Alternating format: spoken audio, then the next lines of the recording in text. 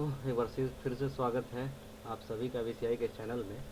हमारा ये सी लैंग्वेज के इंट्रोडक्शन में पार्ट 2 है और इसमें हम कुछ डिटेल्स जानेंगे, कुछ डीपली हम जानने की कोशिश करेंगे कि आखिर प्रोग्रामिंग लैंग्वेज क्या है, क्यों यूज़ करते हैं, क्या क्या स्टेप्स हैं।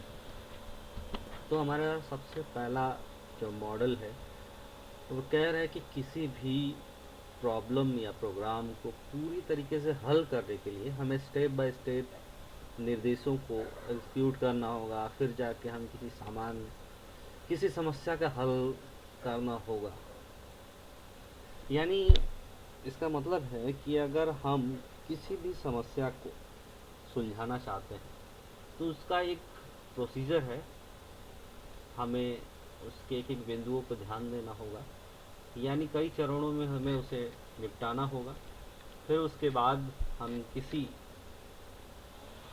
परिणाम तक पहुंच सकते हैं। उसी परिणाम को पाने के लिए जिस तरीके का इस्तेमाल करते हैं उसे हम प्रोग्रामिंग कहते हैं। हम प्रोग्रामिंग के द्वारा एक ऐसा सॉफ्टवेयर बनाते हैं जो किसी विशेष प्रोग्राम या समस्या को कह सकते हैं सॉल्व करने के लिए है। जैसे अगर हमें एक लेटर टाइप करना है तो उसके लिए सबसे अच्छा एक प्रोग्राम अगर हम मानते हैं तो माइक्रोसॉफ्ट ने बना के रखा है MS वर्ड, जिसे हम वर्ड प्रोसेसर के नाम से भी जानते हैं। ओपन ऑफिस में भी है वर्ड प्रोसेसर, जिसमें हम आसानी से कोई भी लेटर टाइप कर सकते हैं। वो स्पेसिफिक प्रोग्राम जो है वो सिर्फ इसलिए बनाया गया ताकि हम किसी भी लेटर को या कोई भी फॉर्मेटिंग हम लेटर की कर सकें। तो ये एक विस्तृत जानकारी है। अगर इसी तरह से हमें कई और प्रोग्राम बनाने पड़े तो उसके लिए हमें किन किन तरीक़ों को यूज़ करना है, कैसे यूज़ करना है, उन्हीं चीज़ों को हम इस सीरीज़ में जानेंगे। तो जैसे मैंने लिखा है कि क्या क्या प्रोसीजर है।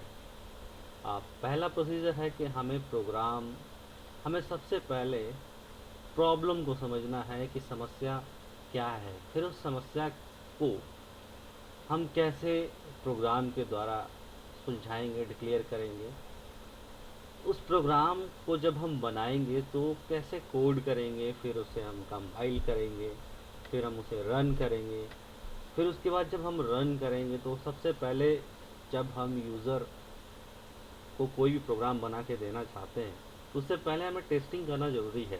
तो इन सारी चीज़ों को हम टेस्टिंग और मेंटेनेंस, ये सारी चीज़ों को एक एक स्टेप करके धीरे धीरे हम जानेंगे कि कैसे हम करते हैं। जैसे हमने एक छोटा सा डायग्राम के द्वारा समझने की कोशिश करेंगे कि अगर हम किसी प्रोग्राम को कैसे सॉल्व करेंगे।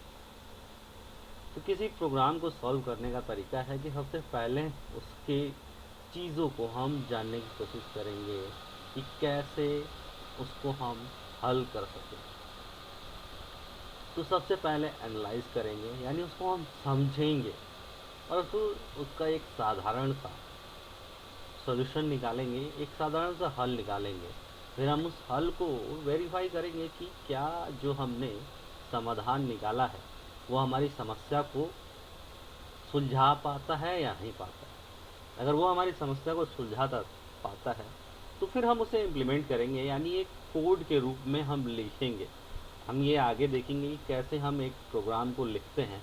फिर हम अभी ये जानेंगे कि किस तरीके से हम उसको इम्प्लीमेंट करते हैं। फिर हम उसे प्रोग्राम में लिखेंगे, फिर हम उसकी टेस्टिंग करेंगे और जब टेस्टिंग करेंगे तब हमें पता चलेगा कि जो हमने प्रोग्राम किया है ये वाकई में वो सही है या नहीं सही है। अगर सही है तो अच्छी बात है, अगर नहीं सही है तो फिर हम उसे मेंटेन करेंगे, यूज़ करेंगे। फिर हम जब यूज़ करेंगे तो हमें पता चल जाएगा कि हमारे लायक है या नहीं है। अगर उसमें कोई भी एरर है हमारे यूज़ करने या हमारे लिए सही तरीके से नहीं बना है, यानी हमारी ज़रूरत कुछ और है और प्रोग्राम उस ज़रूरत को पूरी नहीं कर पा रहा है, तो फिर वापस हम उसे मेंटेन करेंगे ताकि वो हमारे ज़रूरत के हिसाब से काम कर सके। तो ये एक पूरी पूरी प्रोग्राम की साइकिल है जिसे हम प्रोग्राम सॉल्विंग साइकिल भी कह सकते हैं। तो अभी हम देख रहे थे कि किसी भी प्रोग्राम को समझने का मतलब कि सबसे पहले हमें ये जानना ज़रूरी है कि हम जो प्रोग्राम बनाने जा रहे हैं उसका उद्देश्य क्या है। तो सबसे पहले उद्देश्य को समझना पड़ेगा, फिर उसके बाद हम उसके जनरल सॉल्यूशंस निकालेंगे, फिर हम डिसीजन लेंगे, प्रोग्राम बनाएंगे, उसका एल्गोरिथम तैयार करेंगे, फ्लो चार्ट बनाएंगे, उसके बाद हम वेरीफाई करेंगे, फिर हम कोड लिखेंगे, कोड लिखने के बाद हम कंपाइल करेंगे यानी चेक करेंगे, फिर प्रोग्राम को रन करेंगे, उसके बाद हम टेस्टिंग करेंगे। तो ये प्रोग्राम की पूरी साइकिल है, एक तरीके से हम बात करेंगे। हम जब अगला देखेंगे कैसे हम किसी भी कोड को, एल्गोरिथम को कैसे हम सॉल्व करते हैं, तो हम आगे देखेंगे कि एल्गोरिथम है क्या। तो सबसे पहले अगर हम बात करते हैं किसी कोड को कैसे राइट करते हैं, तो सबसे पहला स्टेप हम किसी चीज़ को शुरुआत करेंगे। अब जैसे मान लीजिए हमें दो नंबर्स को जोड़ना है, ए और बी को जोड़ना है, तो उसका एक स्टेप होगा, उसका एक प्रोसीजर होगा, हमें उसी को फॉलो करना पड़ेगा। तो जो ये प्रोसीजर आपके सामने दिख रहा है कि हम बिगनिंग करेंगे, फिर हम रीड ए बी करेंगे, फिर उसके बाद थर्ड स्टेप है C equal to A plus B है, फिर उसके बाद राइट सी, यानी हमें सी का आंसर चाहिए कि सी क्या आएगा। ए और बी को जोड़ने पे जो आंसर आएगा वही हमारा सॉल्यूशन है। तो ये एक छोटा सा एग्जाम्पल है जो हम किसी भी एल्गोरिथम को कैसे शुरू करते हैं ये है। उसके बाद हमने बात की थी कि हम फ्लो चार्ट के द्वारा कैसे समझेंगे, फ्लो चार्ट है क्या और इसे हम किस तरीके से यूज़ करते हैं। तो फ्लो चार्ट जो है उसमें किसी भी प्रोग्राम को हम लॉजिकली रिप्रेजेंट करते हैं, कुछ सिंबलों की सहायता से हम दर्शाते हैं। इसमें बहुत सारे सिंबल्स हैं जो आपके सामने दिख रहे हैं, मैंने कुछ सिंबल्स के नाम लिखे हैं।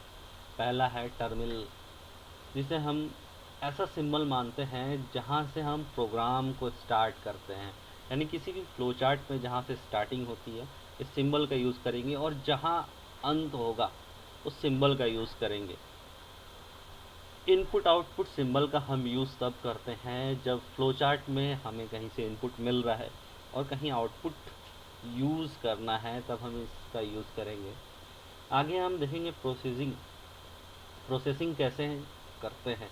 तो प्रोसेसिंग के लिए एकदम चौकोर बॉक्स लेंगे, हम आयताकार बॉक्स लेंगे। जो एक बॉक्स दिख रहा है इस बॉक्स में हम ये बॉक्स का यूज़ तभी करेंगे जब हमें किसी प्रकार का कैलकुलेशन करना हो या कैलकुलेट करना हो। अगला जो 4 नंबर पे आपको दिख रहा है डिसीज़न, इसका हम तब यूज़ करेंगे जब हमें कोई कंडीशन या कोई क्वेश्चन या डिसीज़न हमें दिखाना होगा तब लेंगे।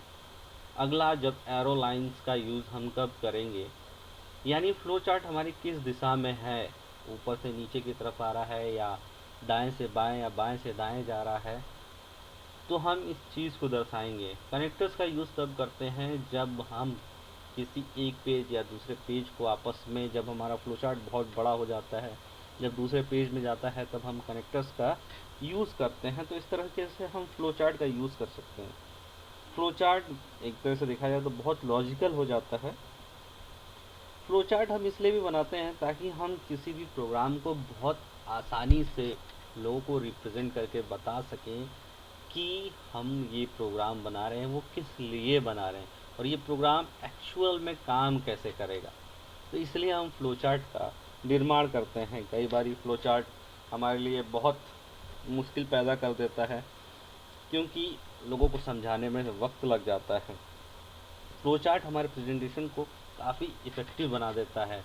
किसी भी प्रोग्राम को हम मशीन लैंग्वेज में जब लिखते हैं तब लोगों को ये समझाना बहुत मुश्किल होता है कि हमने क्या लिखा है, या तो उन्हें पूरा प्रोग्राम हम दिखाएं या उन्हें पूरा प्रोग्राम रन करके दिखाएं कैसे चल रहा है एक एक चीज़, लेकिन वो एक्चुअल में कैसे काम करता है हम ग्राफिकल रिप्रेजेंट यानी प्रोग्राम बनाने से पहले का जो एक प्रेजेंटेशन है उसे हम फ्लो चार्ट के द्वारा लोगों को दिखा सकते हैं कि कैसे बनता है। अगला स्टेप कुछ इस तरीके से हम लोग फ्लो चार्ट को बनाते हैं। आप देखेंगे कि हर बॉक्स का कैसे यूज़ किया गया है। बिगनिंग, फिर हमने एक इंटीजर लिया है और उससे हम प्लस कर रहे हैं कि कैसे प्लस करने के लिए हम एक सॉल्यूशन दिखाते हैं, कैसे एंड हो रहा है, यानी जो सॉल्यूशन मिल रहा है उसके लिए भी दिखा रहे हैं। हमारा डिसीजन बॉक्स कब यूज़ करेंगे हम, ये सारी चीज़ें आपने देखा है कि एरो का यूज़ कैसे करते हैं। ये एक छोटा सा एग्जांपल है फ्लो चार्ट का जो आपके सामने दिखाई दे रहा है। अब बात करेंगे कि कंप्यूटर की लैंग्वेज कितने भागों में डिवाइड की गई है। जब क्योंकि हम प्रोग्रामिंग लैंग्वेज की बात कर रहे हैं तो प्रोग्रामिंग लैंग्वेज में 3 तरह की बेसिकली लैंग्वेज बताई जाती है या बनाई गई है। जैसे मशीनी लैंग्वेज, मशीन लैंग्वेज को अक्सर हम लो लेवल लैंग्वेज, जबकि हम मशीनी लेवल लैंग्वेज को लो लेवल लैंग्वेज भी कहते हैं। वो इसलिए कहते हैं क्योंकि जो मशीनी लैंग्वेज है, जो हमारा कंप्यूटर समझता है, एक्चुअल में हम इसे बाइनरी लैंग्वेज भी कह सकते हैं, बाइनरी नंबर सिस्टम भी कहते हैं, क्योंकि मशीन जो है हमारा वो सिर्फ 0 और 1 को ही समझता है। तो ये काफ़ी लो है। अगर हम अपना नाम लिखना चाहें तो 0 और 1 के फॉर्मेट में लिखना काफ़ी मुश्किल है, और लिखने के बाद उसे याद रखना और भी मुश्किल है। तो लोगों को ये समझना कि 0 1 के फॉर्मेट में, तो ये बहुत मुश्किल है। इसीलिए हम इसे लो लेवल लैंग्वेज भी कहते हैं और मशीन लैंग्वेज भी कहते हैं। हम अक्सर जो चीज़ें यूज़ करते हैं वो हाई लेवल लैंग्वेज की होती हैं। हाई लेवल लैंग्वेज का मतलब है कि हम आसानी से इंग्लिश में लिखते हैं और हम उसे आसानी से समझ सकते हैं या किसी और को भी समझा सकते हैं। हाई लेवल में सोर्स कोड है और ऑब्जेक्ट कोड है। ये दोनों हम आगे देखेंगे कि सोर्स कोड किसे कहते हैं और ऑब्जेक्ट कोड किसे कहते हैं। अब हम बात करेंगे असेंबली लैंग्वेज की। एक्चुअल में असेंबली लैंग्वेज है क्या? तो हमने बात की मशीनी लेवल लैंग्वेज की, यानी लो लेवल और हाई लेवल। तो जब हम बात करते हैं लो और हाई लेवल, तो लो लेवल आप जानते हैं कि 0 और 1 के फॉर्मेट में होता है, और हाई लेवल हम इंग्लिश में लिखते हैं। तो अगर हम हाई लेवल की बात करें तो हाई लेवल सिस्टम को नहीं समझ में आएगा, लो लेवल हमें समझ में नहीं आएगा।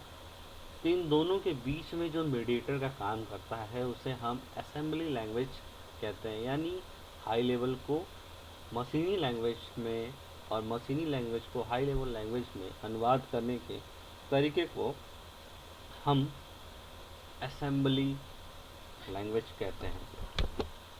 अब हम बात करेंगे कि सोर्स कोड क्या है।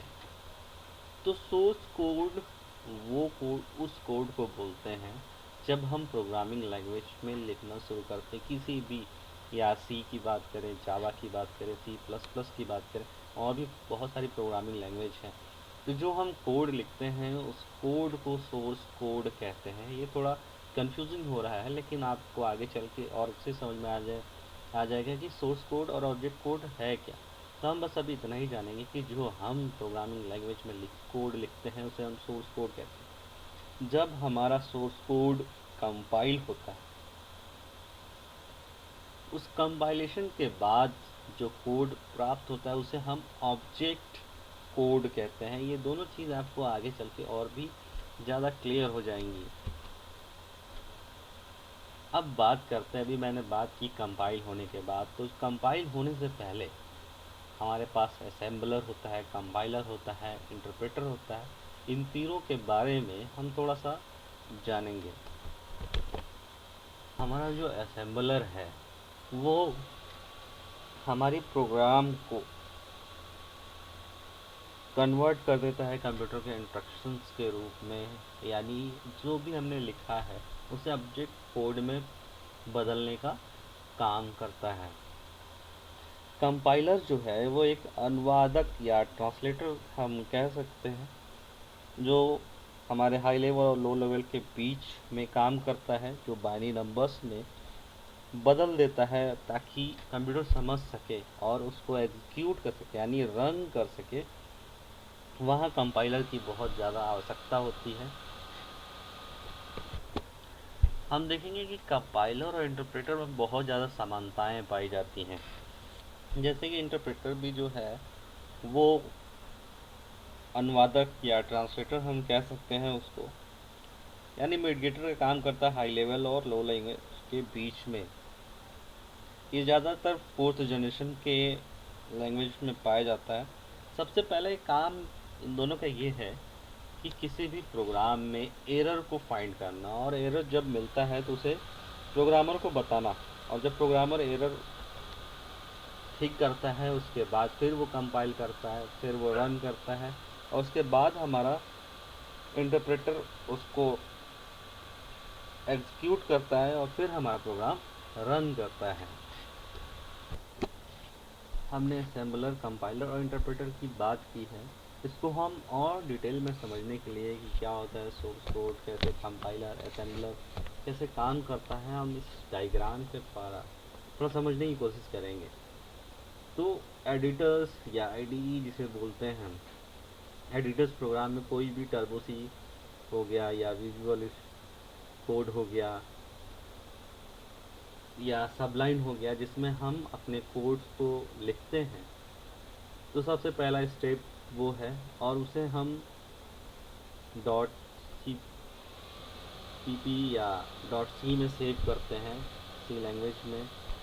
फिर प्रोसेसर उसे प्रोसेसिंग करता है, कंपाइलर उसे कंपाइल करने का काम करता है, उसमें एरर खोजने का काम करता है, फिर एरर फाइंड करने के बाद हमें बताता है, फिर एरर फाइंड करके हम प्रोग्राम को एरर फ्री बनाते हैं, और जब एरर फ्री होता है प्रोग्राम तो फिर लिंकर के पास जाता है, लिंकर उसे लाइब्रेरी से लिंक करता है, और जब लाइब्रेरी से लिंक हो जाता है हमारा प्रोग्राम, तो लिंकर का काम है कि किसी भी प्रोग्राम को .exe फाइल में कन्वर्ट करना, यानी जब भी कोई फाइल .exe में कन्वर्ट होती है तो यही वो फाइल है जिसको हम एग्जीक्यूट करते हैं। अक्सर आपने कोई भी सॉफ्टवेयर देखा होगा, वो सॉफ्टवेयर आपके .exe फॉर्मेट में होता है, यानी जैसे ही आप उस पर डबल क्लिक करते हो वो हमारे सिस्टम में इंस्टॉल होना शुरू होता है।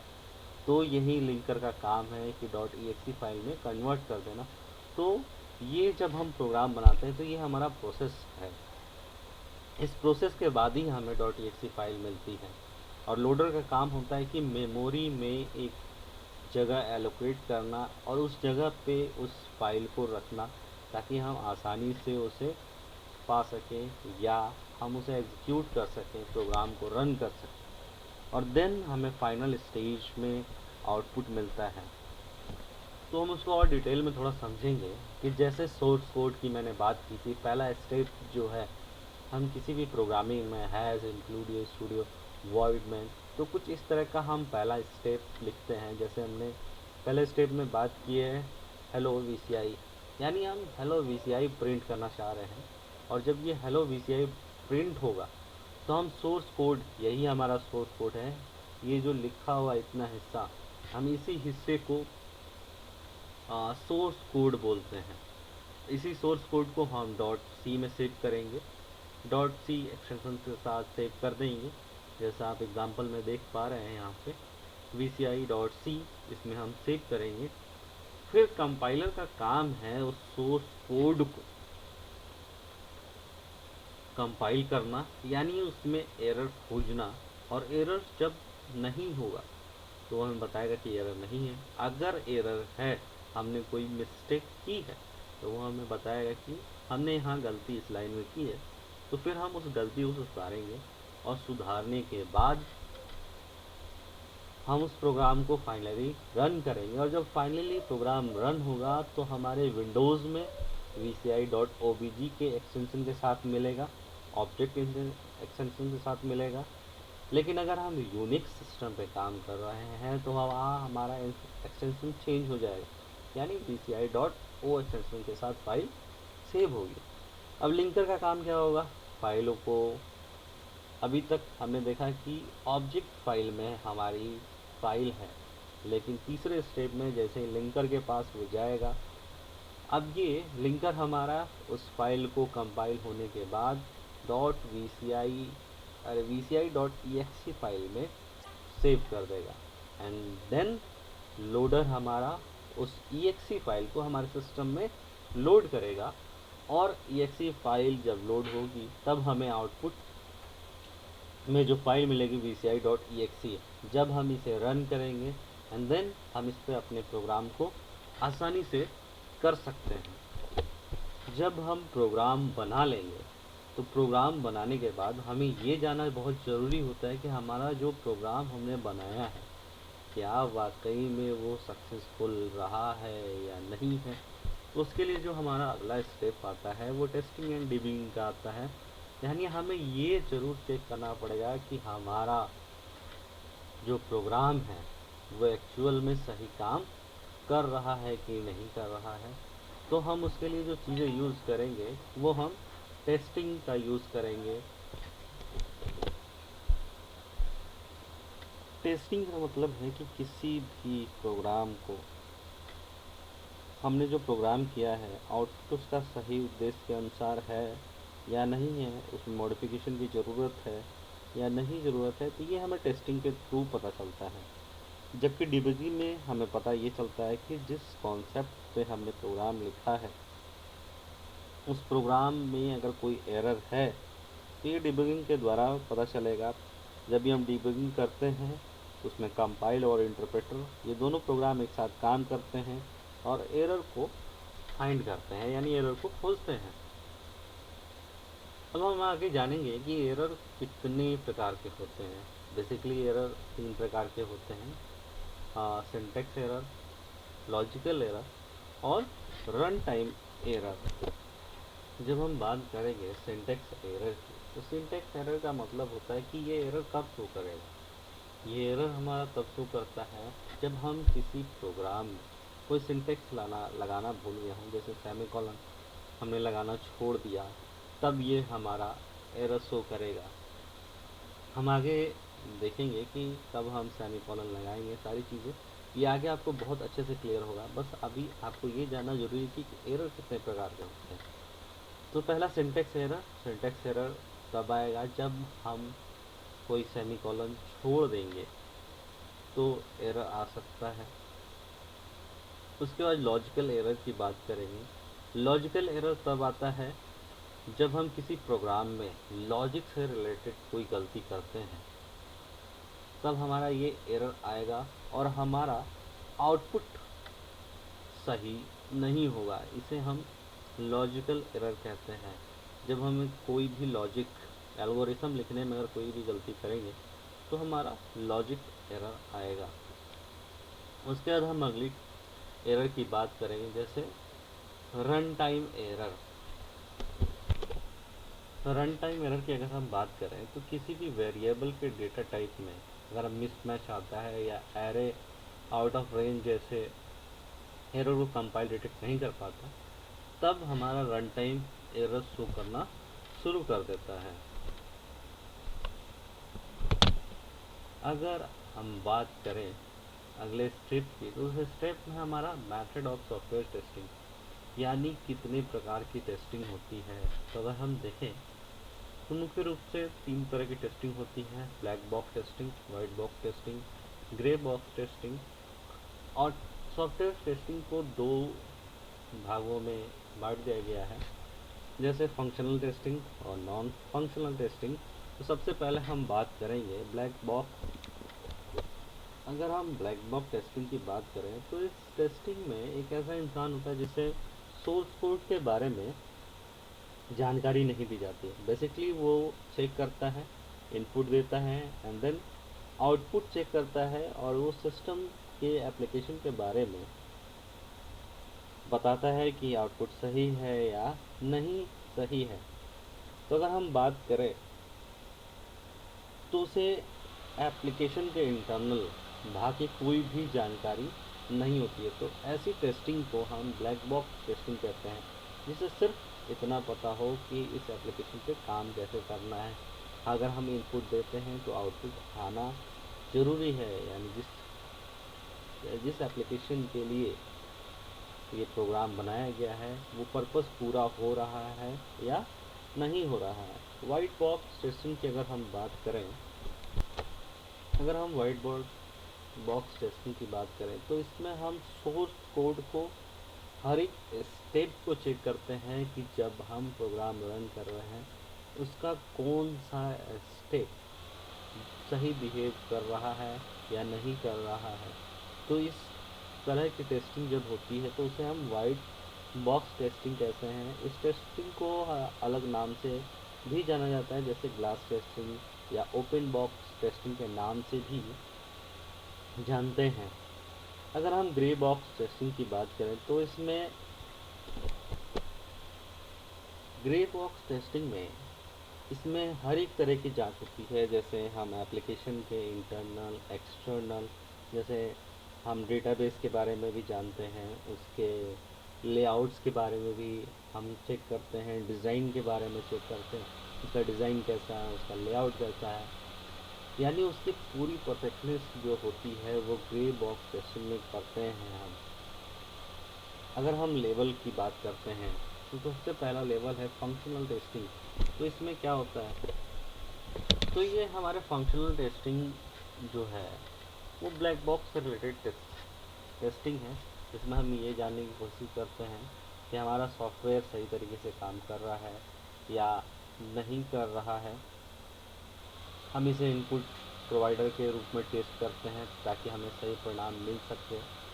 अगली जो टेस्टिंग है उसे हम यूनिट टेस्टिंग कहते हैं। इसमें हमारा ये देखते हैं कि हमारा मॉड्यूल जो है वो सही तरीके से काम कर रहा है या नहीं कर रहा है। अगला है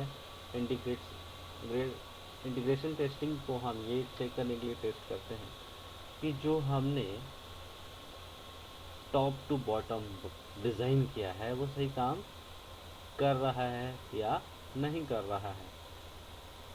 अगर हम सिस्टम टेस्टिंग की बात करें तो सिस्टम टेस्टिंग ये काम करता है कि जब हम किसी भी प्रोग्राम या किसी भी कंपोनेंट को डिज़ाइन करते हैं तो वो हमारा एप्लीकेशन सही तरीके से काम कर रहा है या नहीं कर रहा है, पूरे स्टैंडर्ड को फॉलो कर रहा है या नहीं कर रहा है। तो इस प्रकार की टेस्टिंग को एक विशेष टीम के द्वारा टेस्ट किया जाता है और हम अपने एप्लीकेशन को टेस्ट करते हैं। तो इसी प्रकार से और भी सारी टेस्टिंग है, आप इसको डिटेल में हमारे ब्लॉग पे जाके पढ़ सकते हैं, क्योंकि अगर हम एक एक टेस्टिंग की बात करेंगे तो ये बहुत लंबा वीडियो होने वाला है। तो हम इस टेस्टिंग को जब प्रोग्राम बनाएंगे तो वन बाय वन करके उस समय हम देखते जाएंगे। अगर हम बात करें नॉन फंक्शनल टेस्टिंग की, तो इसमें परफॉर्मेंस टेस्टिंग में हम सबसे ये चेक करते हैं कि हमारा जो सॉफ्टवेयर है उसकी परफॉर्मेंस कैसी है, यानी उसकी स्पीड कैसी है, उस पर कैसे परफॉर्म कर रहा है। तो ये सारी चीज़ें हम परफॉर्मेंस टेस्टिंग में करते हैं। उसकी कैपेबिलिटी क्या है, उसकी क्षमता कितनी है।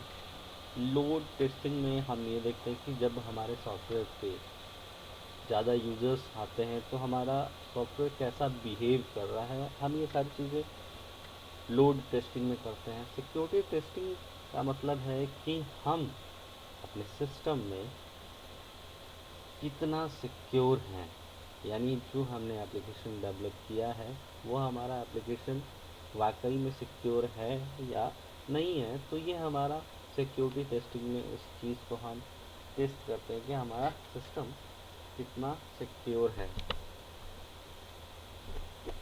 अब हम बात करेंगे कि एल्गोरिथम है क्या और क्यों ज़रूरत पड़ती है एल्गोरिथम की। तो बात करेंगे हम एल्गोरिथम की, तो एल्गोरिथम एक ऐसी प्रक्रिया है जिसमें नियमों के सेट को क्रमानुसार तब तक फॉलो किया जाता है जब तक, तो एल्गोरिथम तब तक हम इस स्टेप को फॉलो करते हैं कि जब तक हम किसी परिणाम तक नहीं पहुंच जाए। यानी अगर हम सिंपल स्टेप में बात करें तो मान लीजिए कि अगर हमें किसी दो नंबर को आपस में जोड़ना है तो हम क्या क्या स्टेप उस नंबर को जोड़ने में फॉलो करेंगे, उस स्टेप को हम एल्गोरिथम कहते हैं। मान लीजिए कि आपको किसी गाने को सुनना है तो सबसे पहले आपको अपने मोबाइल का लॉक खोलना होगा, फिर आपको उस प्लेयर में जाना होगा, अपने गाने को सर्च करना होगा, फिर उसे आप प्ले करेंगे। और फिर आप उसे सुनेंगे। तो ये जो हम प्रोसीजर अपनाया किसी गाने को सुनने के लिए, उसी प्रोसीजर को हम एल्गोरिथम कहते हैं। अगर मान लें हमें चाय पीने का मन है, तो सबसे पहले हम किचन में जाएंगे, फिर वहाँ एक बर्तन में पानी लेंगे, गैस जलाएंगे, उस पर बर्तन को रखेंगे, उसमें चीनी डालेंगे, चायपत्ती डालेंगे, दूध, अदरक, ये सारी चीज़ें डालेंगे। फिर उसके बाद हम चाय को छानेंगे, फिर पियेंगे। लेकिन इस चाय को बनाने में जो हमने प्रोसीजर अपनाया है, उस प्रोसीजर को हम एल्गोरिथम कहते हैं।